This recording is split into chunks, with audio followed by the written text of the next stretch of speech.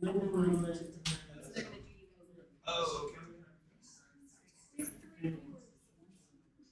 One of them's Marjorie.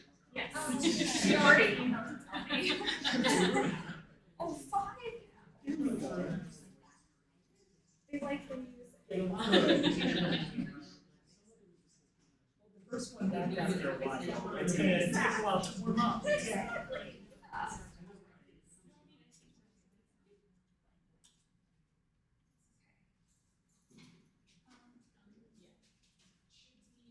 We'll get started shortly, but if you want to grab lunch before the speakers start, please feel free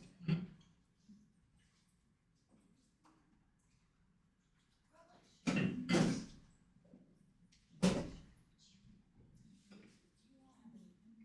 You want me to save? It looks like there's a lot. You want me to save a particular?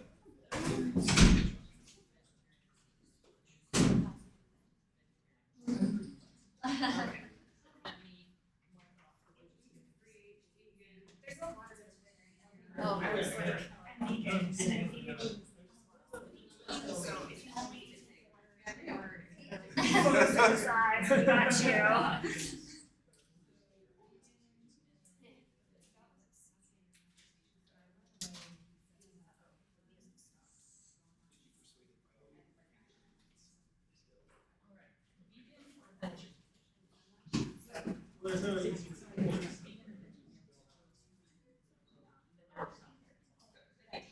Yeah, I get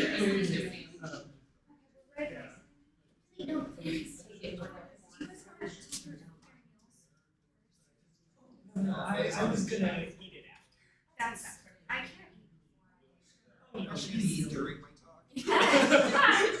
I like that. Half a sandwich here. Lettuce all over. Just really nice big bites.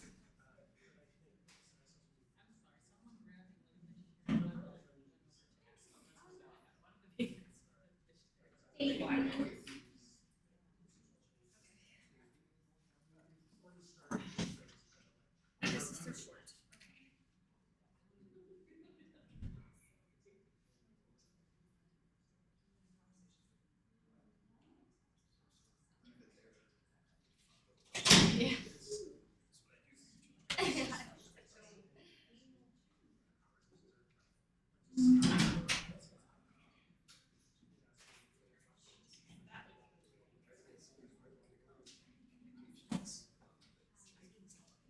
I didn't either.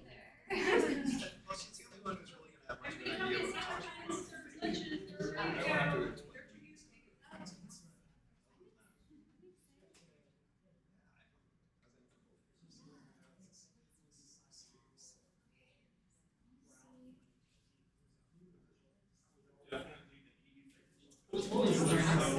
about. I don't have to explain. I didn't recognize it.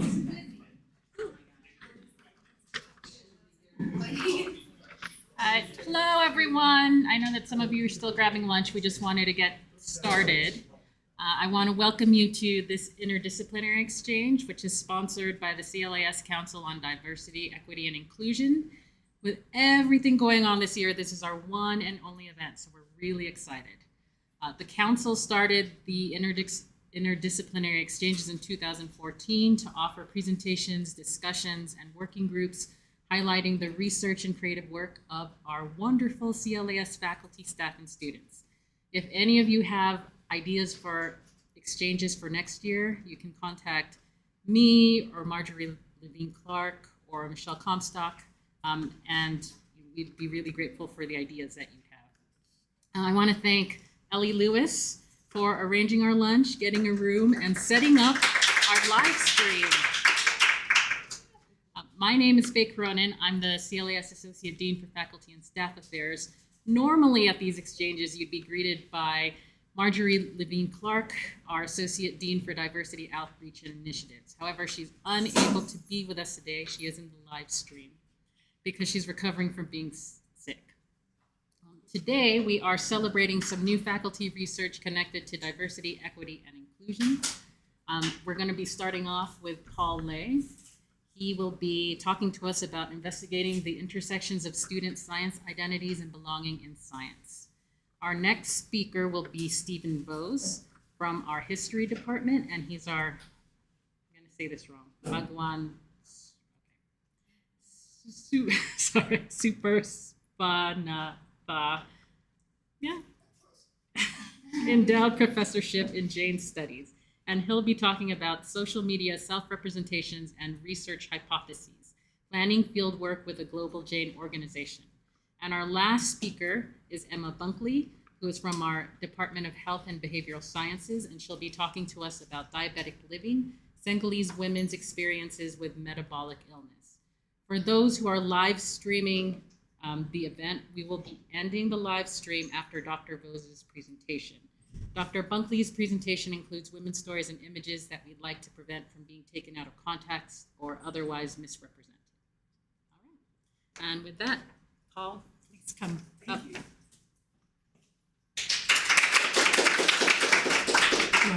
Thank you, Faye, for the introductions, and thanks so much, everyone, for being here today. So science identity is something near and dear to my heart, so I'm very happy to be able to present some of my previous research and some of the current projects that I have going on. So to kind of get started, when I say the word identity, or when anyone says the word identity, I bet that many of these different terms come to our mind when we think about it. Our race, our ethnicity, our family connections, our gender identity, etc. But what exactly is identity? And easy/hard answer is that there's no correct answer, I guess is the best way of saying it. So here I have a few definitions that I use to contextualize my work.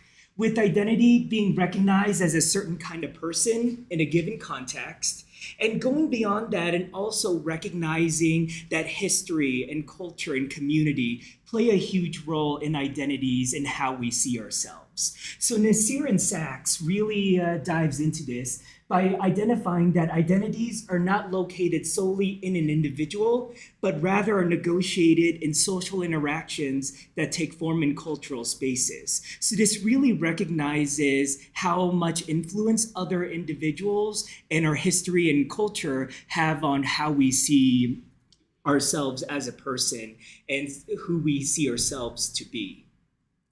So with this, I like to summarize that historical and social systems do undergird our social space, our cultural spaces, and affect how we make meaning.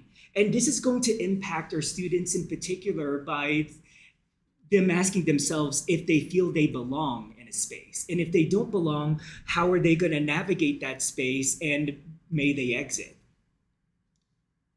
One of the last things that I wanted to mention on this slide before I move on is whenever we think about identity, I like to think of identity as being in constant flux. So as we go through our experiences, go through our lives, we're going to experience events that help us feel like we belong more, and experience events that make us feel like we don't belong as much. So whenever we think about identity, it's not becoming something, but it's rather a state of being. And the state of being changes as we go through our lives and experience different things. So whenever I go through my identity work, there are several different frames that I typically use in studying identity. And one of the first frames that I use is an emotionality lens. And that's just because we live in and through our emotions. So what we feel really does impact who we perceive we are to be and whether or not we feel as though we can belong in a particular space. So in this particular framing, I think about the different institutionalized structures and the socio-political realities that all of us live in, just being in our particular context. What this is going to do is it's going to frame recognition, in particular, who gets recognized in a particular space and how people may get recognized and why they get recognized in those particular ways. These interactions, and of course our interpretations of these interactions, are then going to impact our emotions. This is really important because there's labor associated with really processing our emotions and thinking about what we went through, how we feel about it. And this is ultimately going to shape science identity trajectories over time. Whether or not a student believes that science is going to be for them and they'll persist in a major, go on and get a career in science, or maybe determine that science isn't for them and they end up switching majors, maybe exiting the university altogether. Another frame that I typically use is this frame called science capital that was first conceptualized by Louise Archer. So her definition, science capital can be defined as the sum of all science-related knowledge, attitudes, experiences, and resources that an individual builds up through their life. So this recognizes a few things. First off, science has its own culture, norms, values, and dispositions. I think that for some of our students, when they enter a science class, they view science as objective, fact-based, and they do forget that there's culture and history undergirding what a science classroom may look like and how we teach and represent science. This also recognizes a lot of different social factors with it. So whenever we think about our identities, there's a mental self-making process, but there's also what others think about us that's going to impact our identity as well. So whenever I conceptualize science capital, I think about three distinct forms of capital that come from Bourdieu's work. First off, social capital, as I've mentioned before, where we're thinking about our interactions with other individuals in science. So maybe knowing someone who works in science, such as professors and faculty members that students engage with, familial science qualifications, talking to others about science, and recognition from others as being scientific and what I term as playing in science. So being able to mess around when we think about kids going outside collecting roly-polies, for example, definitely playing in science. Then we also have our cultural capital, which is really going to look at our social and historical structures and how that's going to impact norms and dispositions, engagement in scientific media and literacy, and what that media and literacy even looks like. And then the additional norms and values related to learning. This last part here was briefly mentioned in Bourdieu. We don't typically think of Bourdieu in this way, but there's symbolic capital. Whenever we look at different qualifications, PhD, masters, formal recognition, and also thinking about rites of passage and milestones. So from interviewing students, them seeing the importance and getting excited about being part of a research lab, maybe getting an internship that they've been striving for.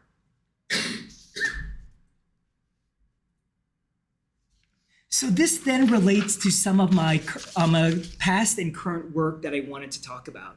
So one of the things that I try to do is, before I came back here, I was actually a faculty member at one of our local community colleges. And one of the things that I was studying while I was there was transfer student experiences. So going from community college to university, particularly here at CU Denver, and seeing what their experiences are like and seeing how their science perceptions change over time. So this was a multiple interview study where I talked to students over several hours, over several interviews, where we go through childhood science experiences, primary, secondary, and then finally their community college and university experiences. So this was one of the students, John, and I really wanted to highlight this because John definitely went in and out of science, showing a fascination with science as a younger student, and in fact, getting recognized in an expert way by some of his teachers. So noticing here, having a primary school teacher, they were doing a report on animals. He was an expert on sharks. He could tell me anything that I wanted. And she looked at him and said, no, you're gonna do something else. You're gonna do it on the octopus because you know too much about sharks already. So this was something very validating to him because this was a teacher, a professional, recognizing his expertise and challenging him to do something different. But whenever we had our interview about his high school experiences, this was when he really fell out of science and actually went into art and went to art school after completing high school. He talked about his science teacher and his science teacher particularly letting students bully him in class and not doing anything about it. And you'll notice at the last part here, he says, and that class was miserable. I hated it. And after that experience, I had to leave. And he did leave science for 20 years. So he actually came back to school at 38 years of age. And this was his perception of his community college experience before he came to CU Denver. And getting his passion back and getting his joy back about science because of an influential biology professor that he had during that time. So I show this because the retelling of our stories really highlights our feelings and our emotions and our interpretations of these different events. And it also reveals how our identities are in flux and really shows the in and out of it. In relation to John's interview, I have this trajectory that I created just to show how his science identity was built and then destroyed and also rebuilt over time. So whenever I was coding these interviews, I looked at two different facets, the resources, so the positive things in his life that really solidified his science identity. And then on the bottom here are the barriers, so the things that made him feel as though he didn't belong. So this really shows resilience. And one of the things that I'm looking at with these interviews now is thinking about how other STEM students going through this pathway where they're transferring from a community college to a four-year school also show different forms of resilience to help them be successful and to help them see themselves more as science people as they go through their undergraduate career.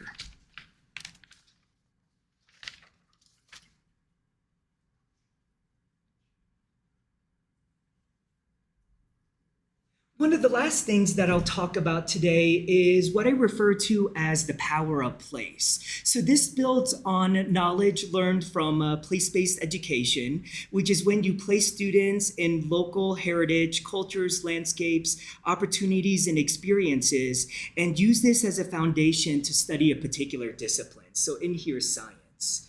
One of the reasons why I like the power of place and like thinking about it from my classroom context is it highlights the importance of community. It connects students to their community, and it also highlights the importance of local civic engagements. So this was done during my time at Red Rocks. We did a service learning project where my students actually created children's books. So here are two examples of some of the pages they created. And we did a science day at one of the local elementary schools. So we went over, we brought our microscopes, did a few fun labs with them, and actually printed off these books and presented it to the elementary school students at the end of our time there. And whenever we were doing this, I really highlighted the importance of their history and their experiences and how it forms their media, so how they decide to present things in their book, and also how they present themselves to others as science people.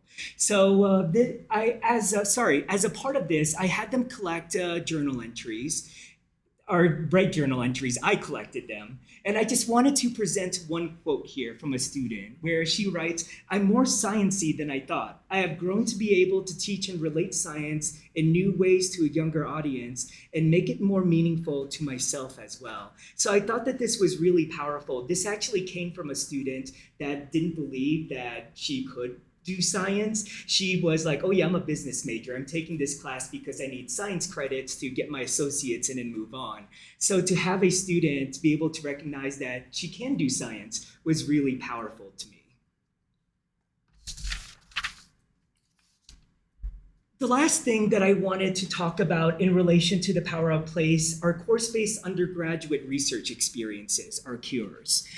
There's a lot of calls for reform in higher education in STEM, where we want to connect students with authentic research opportunities.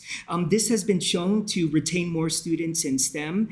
And in the biology department here, we've been really highlighting the use of CUREs in our introductory biology classes as a way to emphasize retention for historically excluded students and to strengthen their civic engagement and community institution ties. So currently in our introductory biology class, we're doing our urban wildlife information network where we have cameras put across parks on Colfax Avenue. So we have 40 cameras in total, and students get a chance to see different wildlife. So this is a tough picture to see, but this is actually a coyote that was captured on one of our cameras, and students find that to be pretty neat. Another project that I'm affiliated with is the Boulder Apple Tree Project. I'm in collaboration with one of the professors in eBio at CU Boulder for this program. But we're looking at the history of apple orchards. Students are going out and we're doing different surveys, looking at the different apple varieties, and thinking about how research in this apple tree project really helps with their self-efficacy and sense of belonging. We're planning on doing interviews this upcoming academic year, but our initial surveys show that it strengthens students' self-efficacy and sense of belonging, particularly for our historically excluded students. So that's really exciting. So that's my talk. Thank you so much, everyone, for your time.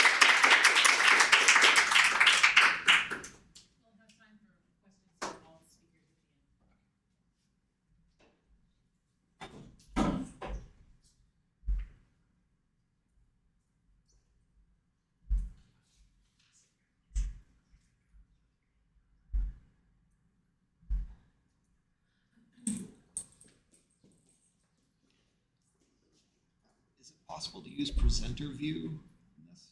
I'm sorry? Can I use presenter view in this? Or will it not pop up properly on the slideshow?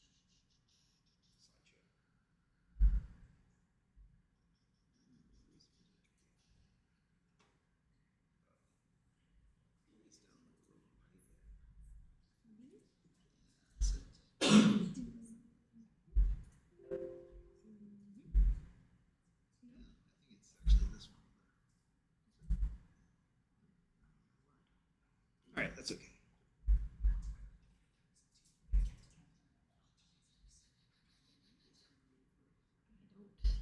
All right, no worries. If you put slideshow and where it says monitor automatic below that, it's use presenter view. Monitor, use presenter view. Ah, there we go. There you go. Excellent. Thank you. There you go. Oh, brilliant. Thank you so much. Oh, PCs, you gotta love them. Not allowed to otherwise. All right. Good morning, everyone. Thanks for being here and listening to my talk here. I'd like to thank the DEI Council here for setting this up and for inviting me to be part of this. What I'm going to be presenting today is my current book project, and it's looking at a very contemporary Jain organization that has just emerged in the last 20 years or so, and they are extremely controversial within Jain communities, especially in the diaspora. And what my real focus is thinking about how globalization and particularly India's turn to neoliberalism over especially the last 20 years, since, 20 years, they've liberalized the economy just 30 years ago, has actually created new ways that religious communities think about themselves. And so the part that I'll be talking about today is kind of part 6 here, in terms of how this particular organization presents itself on social media, but then actually kind of moving out of that. And as I've been sort of stuck in the pandemic and not able to go do field work, I've created what I think is basically the whole argument of the book, having actually not talked to anybody who's part of this organization yet.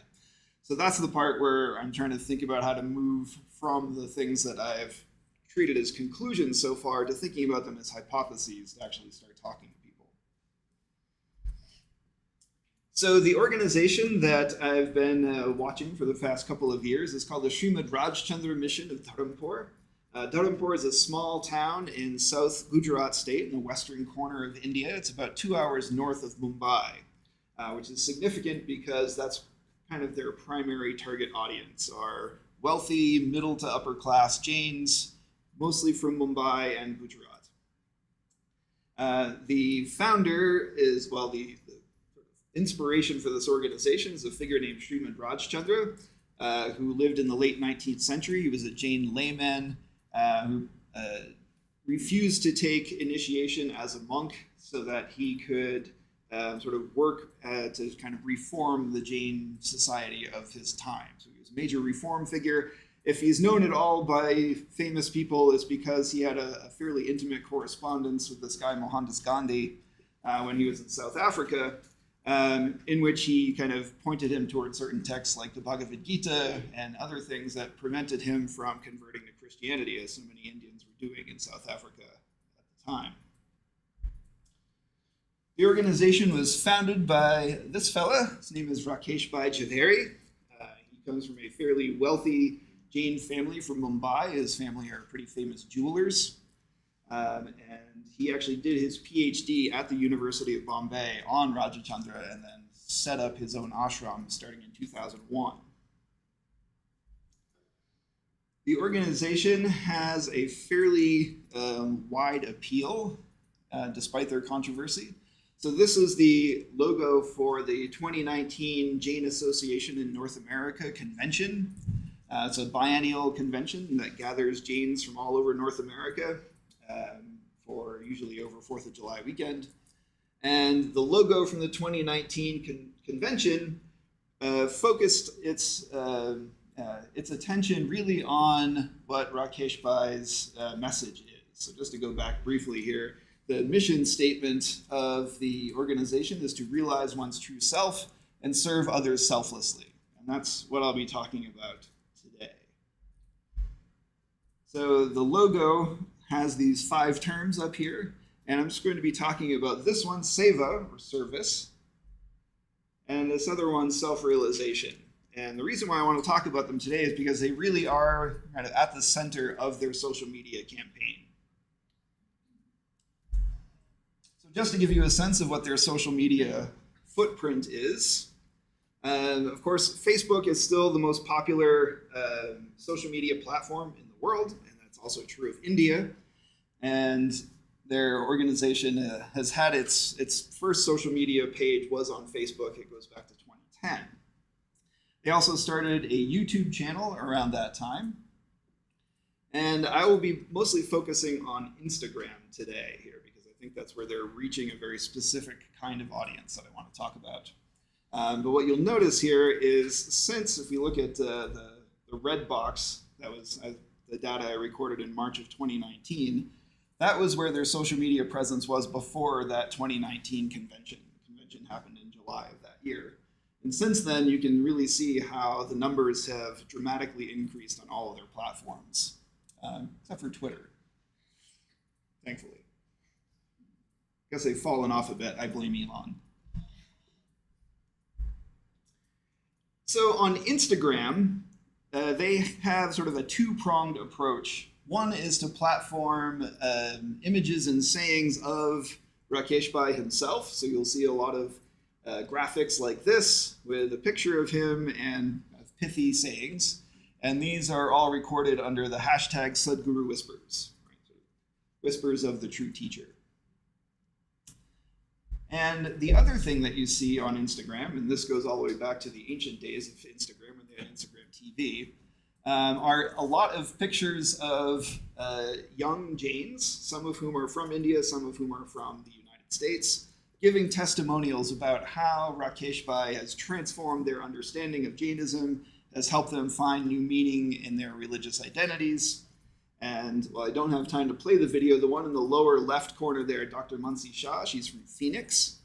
And she talks a lot about how she never understood why they were doing rituals whenever they'd go to the temple. And now suddenly, after spending time with Rakesh Bhai, she now can't wait to go do rituals. And she feels so elevated by doing them.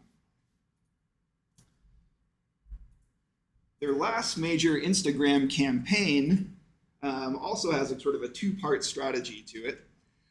This one I call the globalized transnational spirituality. And you see a lot of graphics like this, right? Sort of an image back to, here in this case, of a young girl meditating out in the hills of South Gujarat with a pithy saying from Rakesh Bhai and really promoting the idea of spiritual transformation and self-realization, as they put it. On the other hand, and I should say that sort of post a content warning for this next picture, they also talk about their service in India, especially as a major draw for especially American Jain youth to come to India. And so this is is a picture that I think some of us might regard as poverty porn. So we have a very well-dressed upper-class kid wearing a SRMD t-shirt. You can tell the logo's on his back, and you can actually see the word Shrimad right there. Handing out rotis to a family on the street. And so this is sort of part two of what I think of as their two-pronged strategy that's going on with social media. Now, one is your own individual self-cultivation. The other is this is a platform by which you can go and serve India. And it's particularly in this context of India that if there's a third part to their Instagram game, it's that there's a lot of pictures of the current Prime Minister of India up there, particularly in his associations with the organization itself. This one actually comes from their Facebook page, but it goes all the way back to 2017 when Narendra Modi attended an event for their organization. And just last summer, he took part in the virtual inauguration of a new state-of-the-art 230-bed hospital in South Gujarat meant to serve the rural and low-caste communities of that area. And the fellow on the right there is the current chief minister of Gujarat State, who's also a BJP party member.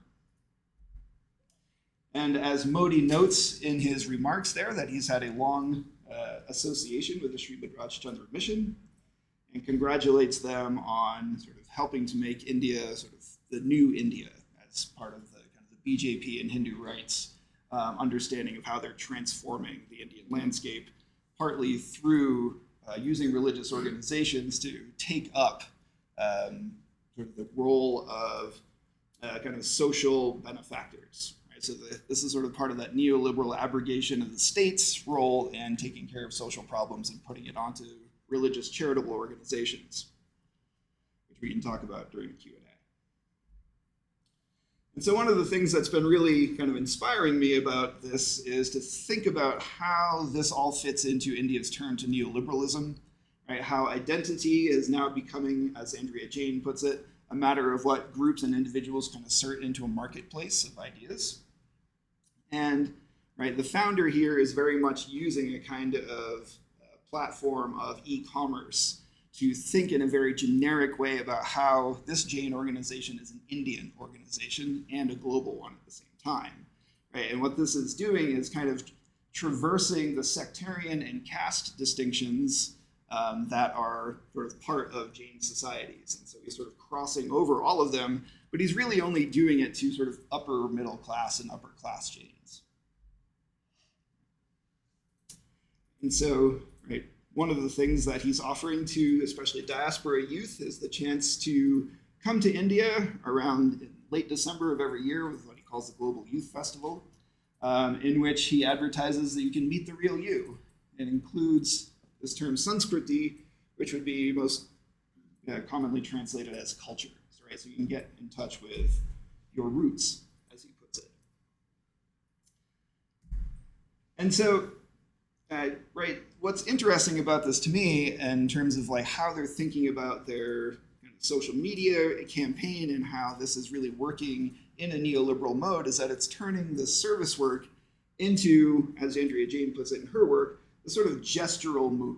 Right? This isn't actually going to solve any problems. What this is actually doing is turning work with the poor and low caste communities into a field of merit. Right? And sort of merit generation or punya is sort of deeply part of the way Jains think about what it means to do good in the world. And so, right, as I'm thinking about how does this actually move us from the images that we see of this organization, right, into what I would actually do when I go out and do field work, is this. This is often what I display when I give talks like this as my conclusions. But what I realize that they actually are hypotheses, right? When I actually go out, what do American Jain youth actually think of all this?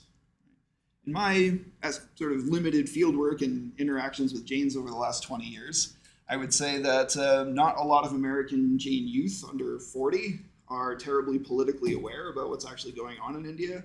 And they mostly think that Narendra Modi is a good person who's doing great things for India, and they're not actually aware of the sort of more nefarious aspects of the Hindutva agenda. So I'm really interested in digging into that part of it. So Yeah, I have a few other questions that are kind of part of this, but I'll leave this here and we can talk about this some more. And I would especially value your feedback as I'm sort of thinking about how to actually go out into the field and start talking with people who are part of this organization. So thank you.